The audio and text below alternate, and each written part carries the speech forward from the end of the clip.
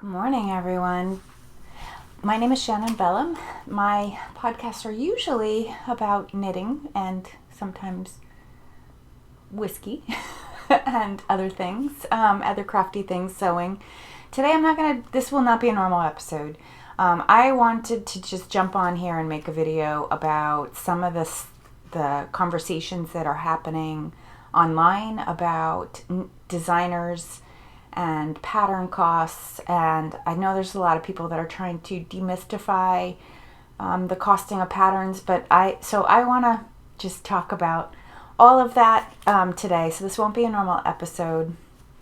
I won't really be talking about knitting, my own knitting at all like I normally do. I also want to make you aware right up front that I may drop a few F-bombs. I may swear because I'm very passionate about some of the things that I'm going to be talking about. And my intention is not to edit those out as I may normally do on a normal podcast. I'm probably just going to let it rip because like I said, I'm super passionate about a lot of these things. So, okay, if you're coming here and checking this out because of the topic, awesome, I'm happy to have you. A little bit about me, about my background. I went to undergrad through my BA for fashion studies, and I became a knitwear designer.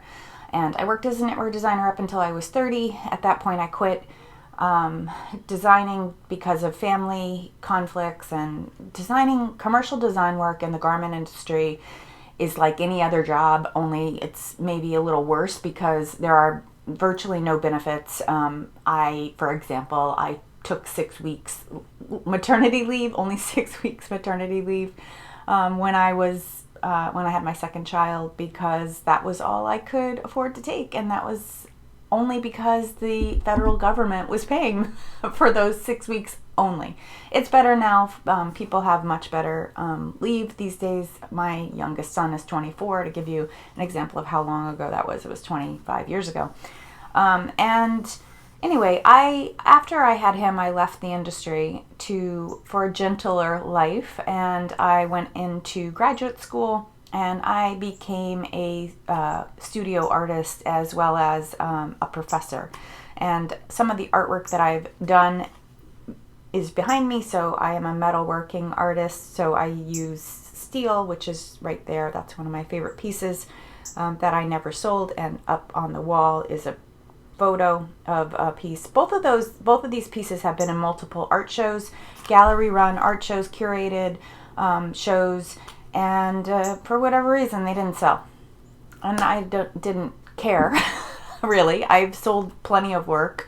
But I never made enough on my art sales to make a living. I make a living teaching. I'm an administrator and professor at a large university near me. I won't name what that university is because that university, like most schools, have Autobots that check social media to see when they're being mentioned, and it is frowned upon for faculty like me to talk about the university without authorization. So I will not name it. You're welcome to Google me. You'll find out exactly where I work. But won't name it for that reason that I just told you. I have notes, so I'm checking my notes to make sure I'm staying on track. And also I have my screenshot of what you're seeing is slightly to my left, so I will be checking that occasionally to see what you're seeing. So I want to talk about this rallying cry about designers charging for their patterns, and what they're charging for their patterns. As far for the tone of this the tone of this podcast or this knitting channel episode is going to be just stop. Put your pitchforks down. There are other battles that are worth fighting. This one is one that you should not be fighting, because actually what you're doing is bullying and discriminating, and put your energy elsewhere. And I'm going to now explain what I mean by all of that. There's been a lot of hand-wringing of designers over what prices they're charging. The hand-wringing is happening because they are not getting paid well enough to make a living with their art. Just like I described with my art over here. I produced lots of art, never made a living from it. It was a little extra money. I was lucky if the amount of money I made from my sales of my artwork paid for my supplies, paid for, let alone my time, forget my creative time. And that scenario is a scenario that exists for almost every creative person. When you are talking to a person who is trying or struggling to make or is selling their creative output, their ideas, they're selling the concept of their ideas, just recognize that that person is not making money. They're not laughing all the way to the bank on their art. They are doing multiple jobs. I don't know any artist aside from the top 100%, like a 100th% of a percent in fine art, in studio art, like this stuff over here, like painting or photography or sculpture. I don't know any artist who isn't already also working 5 or 10 different other ways to make a living. Like, it's freaking impossible to make a living from your art unless you're Picasso or Michelangelo or like that caliber. And how many, when you talk about how many artists there are in this world versus how many of them are actually making a living from their art, we're talking a teeny tiny 100th of a percentile point. That's what we're talking about. So stop. Put your pitchforks down. If you know someone who's trying to make a living or who is selling their art, whether it's design work, like a knitting pattern or a sewing pattern or art, a physical piece of art, that they're doing charity work by sharing their ideas with you for a cost that you can afford. Because I'm sorry, that's the bottom line. That's the reality. Like also, I just want to bring up, I'm a university professor, which means I think hard and research well what I'm telling you. I'm not going to be citing the research that I'm pulling from in this video, but if you want to know where I got some of the facts that I'm sharing with you, I'll happily tell you. I will comment below and I will post the citation. Yeah, I got more. I got more. So I'm trying to lay the groundwork demonstrating that creative people are often, almost always, underpaid for their creative artwork.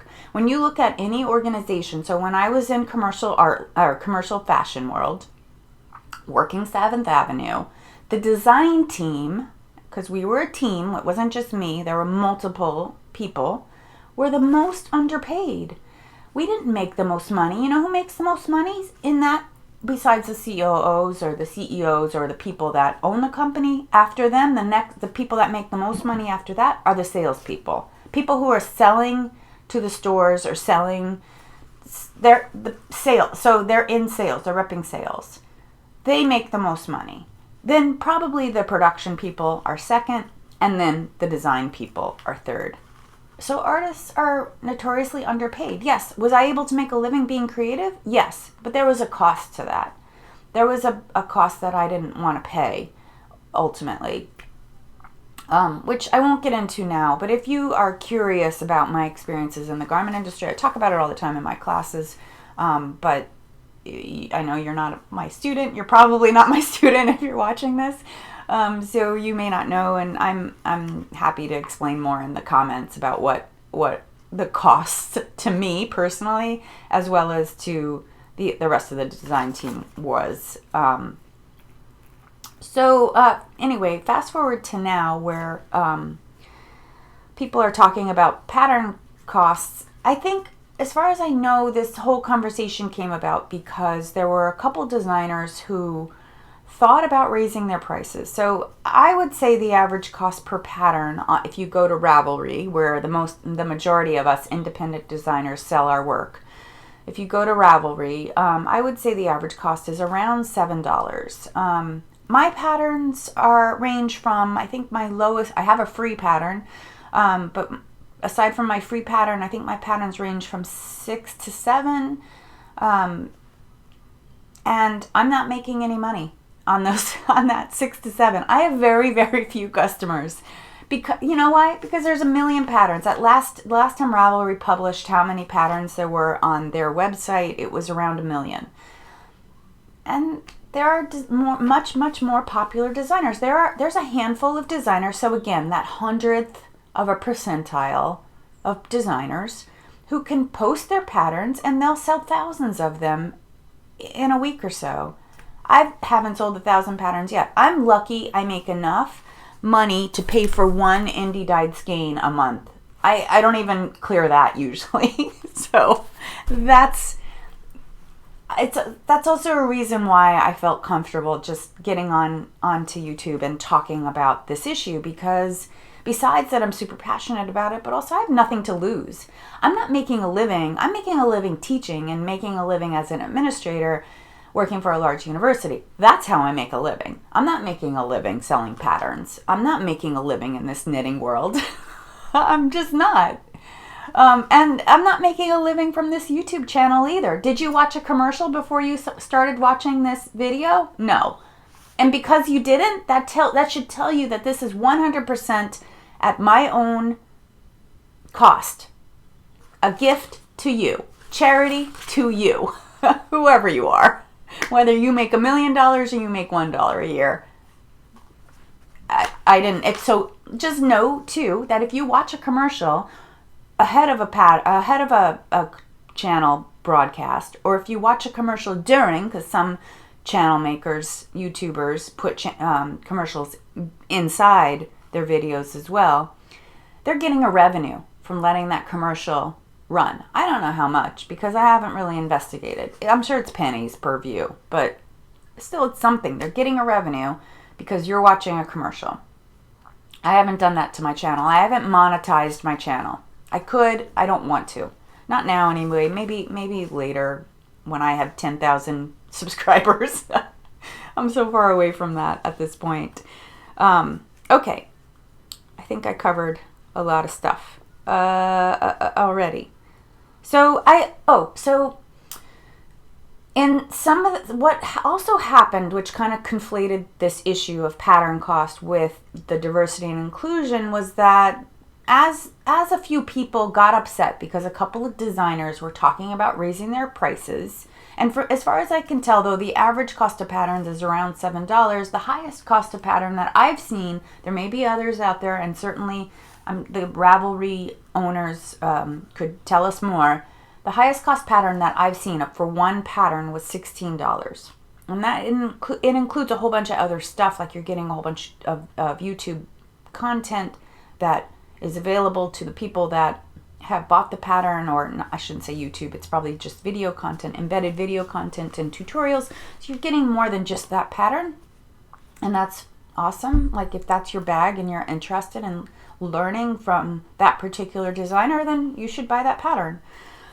So anyway, what happened was, as far as I can tell, these people that became upset because a couple designers were talking about raising their prices, they got the attention of some of these influencers who were huge, who gathered huge followings back in January and February when the online community was talking about diversity and inclusion. So these diversity and inclusion voices started to talk about privilege and inclusion when it comes to pricing patterns.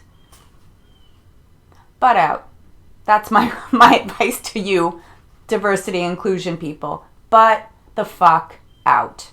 Because if you're starting to determine whether or not I have privilege and whether or not and how my privilege should factor into how I price my patterns, fuck off. Because you know what you've done? You've just joined the patriarchy, and you're now discriminating against me because of my privilege.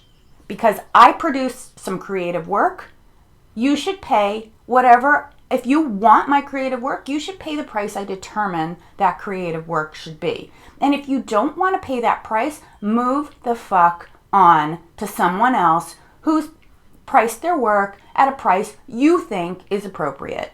Because my privilege should have nothing to do with my product. Maybe the fact that I can produce is linked to the fact that I have privilege, but that is irrelevant to this thing that I made and that I have produced for you. If you don't want to pay the cost that I put my patterns out at, move on. Move on. There's a million patterns on Ravelry. A lot of them are free. Go find them. Because, and so I said something there that's important. I said they have joined the patriarchy. The reason that I said that is because, can you imagine? Let's take let's do a scenario. Let me make an analogy for you that perhaps will help you understand why I said that. Let's take an occupation that we all know about. Let's say firemen. Okay? We all know about firemen. Imagine that the people who determine what each fireman should make lined them all up against the wall, all the firemen, and said, oh, that one, their partner makes a lot of money. Therefore, we can pay them less. Oh, that one, he comes from a wealthy family. Therefore, we can pay him less. Oh, that one, they're poor. They need every dollar they can get. So we're going to raise their salary higher than these other two.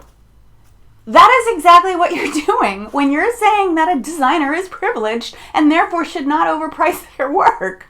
Go to hell, man. Like, would you want to be judged on what your background is when it comes to figuring out how much you should make? That's discrimination. Hard and fast discrimination. You have now joined the patriarchy, that group of people that decided back in the 40, 50, 60 years ago that a woman should be paid less because she has a husband supporting her. That's where that came from. So that whole 70 cents that women make versus the dollar that a man makes, that's where that came from. A woman doesn't need to make as much money because she's not supporting a family. That has nothing to do with the job I'm doing. If I'm doing a good job, if I am doing an equal job to the man that's sitting next to me, I should get paid the same. I should get paid the same. So when you're paying for a price for a pattern, that price that you're paying for a product. What that person's privilege or lack of privilege is should not be a factor. You're paying for a product, just like this is a product. The pattern is a product. And I'm sorry, like a couple people whined about the cost of patterns. Patterns average cost is $7. I think the designers were talking about raising their prices to $12 or $15. If you're buying indie dyed yarn, you're probably spending $100 or $150 for a project. You can't afford another $10 or $12 for a really good pattern? I don't know what's wrong with you. Stop whining. That's my advice. Stop whining. Anyway, moving on. Low-cost patterns aren't sustainable for anybody, except maybe someone like me where I'm not making a living on my patterns. Maybe I can continue to make them low-cost, but I'm not willing to. I mean, I'm content and comfortable with the price that it is, but it has caught my attention that some of the top designers are charging a lot more. And more power to them. Top designers need to charge a lot more. So if you think about it like this, a pattern, take the designer's time out of it. Let's just talk about tangible costs, right? If you write a pattern and you get it tech edited, you're probably spending $150 on the tech editing. So that's the biggest cost for me to produce a pattern, the tech editing cost. $150. If I sold that pattern for $10, I need to sell 15 of them to get that money back. I haven't sold 15 of any pattern. Well, maybe my stocking pattern, which I didn't have tech edited, funny enough. I just wrote it because I didn't know about tech editing when I published that pattern. And it's my biggest selling pattern, funny enough.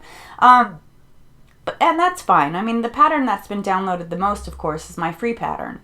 And that's been downloaded a few hundred times, which, whatever. I'm not complaining about that. That is what it is. I lost my train of thought. Sorry. Might edit this out. Oh, I wanted to talk about the natural cycle of an economic market, and that actually it becomes a math problem, right? So you could do the math. Like if it's $150 to tech edit, and if I charge $10, I have to sell 15. If I charge $5, I have to sell 30 of the patterns to gain that money back. But for a big name designer who's making, selling thousands of patterns, because there's a few of them, there's a handful that I can think of. I'm going to try really hard not to name designers and to not talk about their experiences because I don't know a lot about their personal experience, and I don't pretend to know a lot. But we can look at the facts, and you can look at anybody's pattern, any designer's pattern on Ravelry, and see how many projects there are, and how many times the project has been queued, the pattern has been queued. And certainly if there's a project page, there has been a sale, right? Not everyone who buys patterns, though, creates project pages. But just looking at the number of projects, so if a big name designer does a knit along and publishes the pattern, so like the one I'm wearing, this is the Impressionist shawl by Helen Stewart. She did a knit along last spring, I think it was right around this time of year.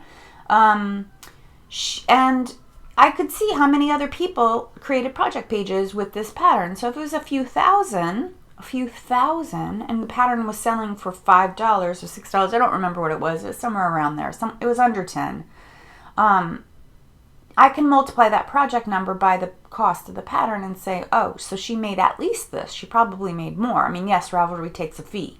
And yes, so does PayPal. PayPal takes a fee as well. So she probably, deduct 50 cents per pattern and multiply that, and then you're still at what is a pretty big number. That person, that designer who's got that pretty big number could raise their costs. They'll sell you less, but they'll probably make more because they've raised the cost. So they're going to lose. So now we're getting into the idea of market. Who is the market for this designer? Or for me as a designer, who's my market? Who am I trying to reach? Who am I trying to sell my pattern to? Am I trying to reach every single knitter, all like several million of you worldwide? If so, I should probably make it free. But if I'm not trying to reach several million of you, and I'm trying to reach maybe 5,000 of you, when I'm putting a design out, I'm thinking about who is my market? Who's going to buy this pattern? And I actually don't have much of a market. I have a teeny little market. Minuscule even. And that's okay. Because my design work, I'm not making a living from it. I'm designing for myself. So really, I'm my market. And then I put the pattern out for sale, and if people buy it, they also want to make something that I've made. Awesome, great, go for it. But I do think I deserve a little something for the creative work that went into writing the pattern.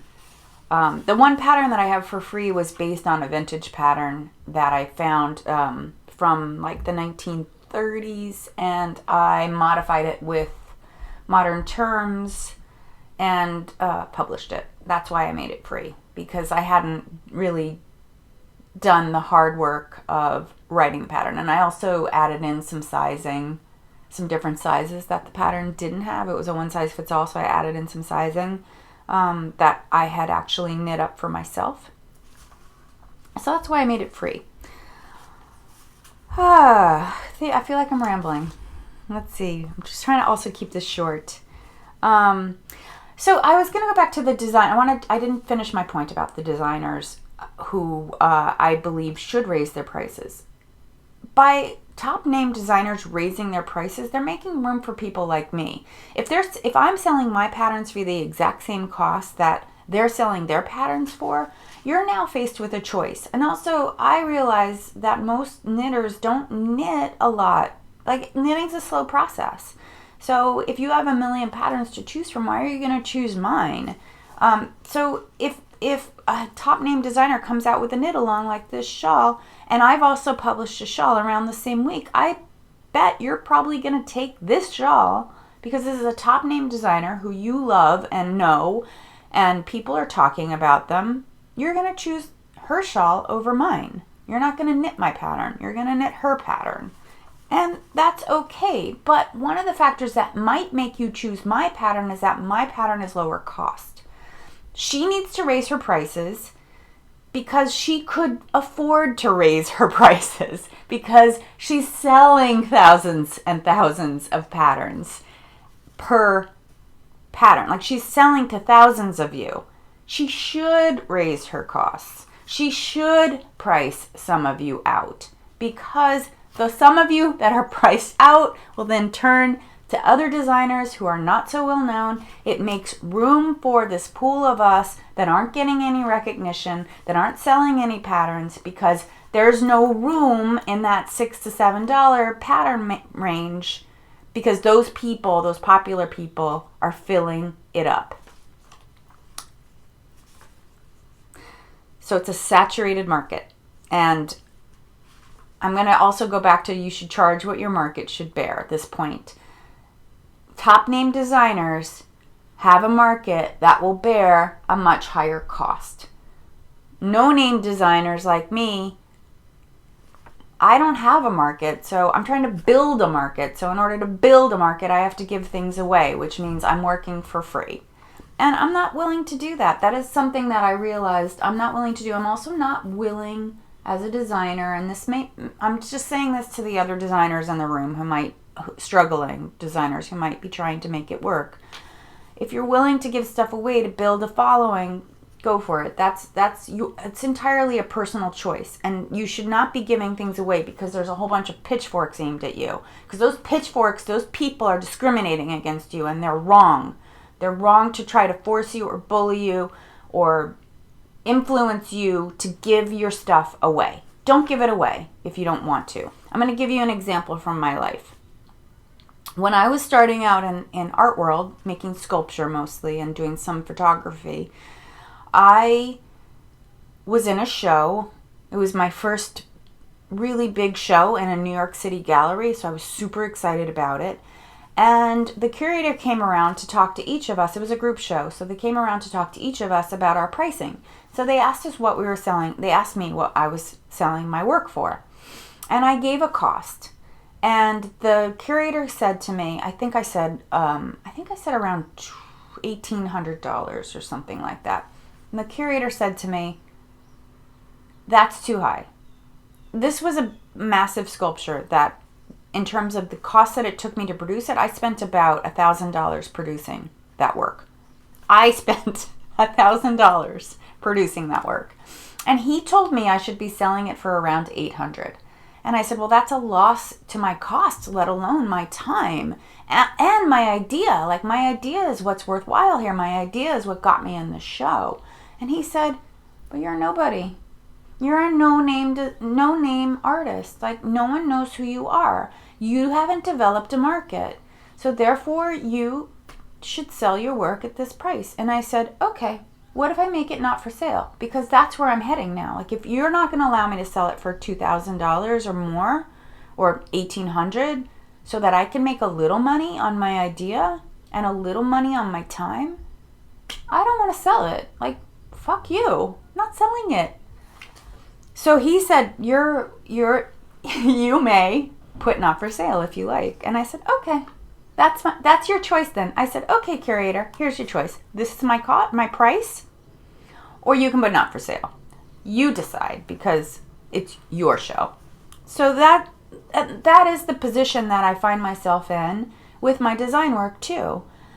I'm thinking some of my works that are more complicated, if I'm making a pattern that's going to end up being 20 or more pages and I can't sell that for $6 or $7, and I'm going to put not for sale. I'm just not even going to write a pattern. Like, why bother? Why bother paying that tech editor? I mean, that's what happens in this incredibly saturated market. So top designers, if you're watching this, please raise your prices. your market can bear a much higher price, and it should bear a much higher price because you are making room for people like me to get a little tiny piece of that market. So there you go.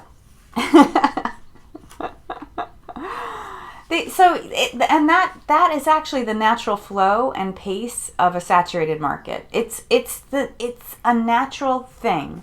By all of us keeping our pattern costs exactly the same, that's now we've created or making all patterns free, which no. I deserve to be paid for my creative output, as do any other designer. Our ideas are often stolen and resold at little or no cost. And of course, like, the exploitation is across the board, but it's generally the BIPOC people and women that are being mostly exploited. So there you go. All right. I want to just spend a little time talking about what you can do if you... So one of the other things that happened in the course of some of these conversations that happened online was that there was this huge expression of concern for low-income knitters. And if you are really interested in helping low-income knitters, I have some ideas for you. First of all, if you're a top designer or a name designer or just a designer who is interested in designing for low-income folks, first of all, you should shop where they shop for yarn. Go look at their yarn options because they're not spending $150 on indie dyed yarn. So if you're making a pattern designed for indie dyed yarn, your customer base is not low-income knitters. You should go to big box stores or to local farms and look at rough wool and knit with that stuff and write a pattern for that stuff. Okay? And if you are designing using indie dyed yarn, your market can bear a $12, $15, or $20 pattern. Okay? So that's one thing that could be done by if you're a designer sitting in the room. If you're just a knitter sitting in the room, then you could start a lending or gifting bank for patterns. There's plenty, like, you have to climb on the backs of the people that have figured this out in other creative endeavors, okay? So, like museums, for example. You know why museums were created? They were so low-income people could see art, because artists realized that low-income people, they were only selling or only showing their work to this top 0.1% of the population, these elitists, right? People who were wealthy, who could afford to spend $1 million on a painting. That's who they were.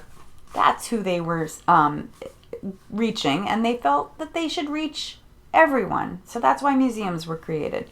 So I'm not saying that you can create a museum for knitting, though that would be really cool.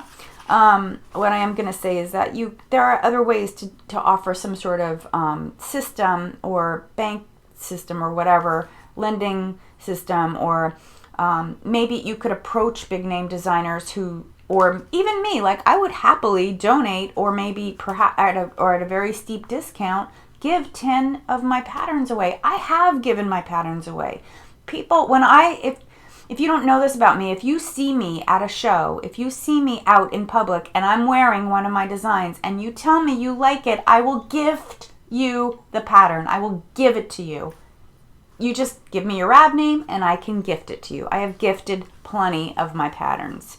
And I'm happy to do that. And I would be happy to gift patterns to some sort of library or charity that would give patterns to low-income people. I've been a low-income knitter. I have been on food stamps. I have collected benefits. I was extremely poor. I came from a working class family. I knew I was extremely poor when I got almost a free ride on the government for my college education.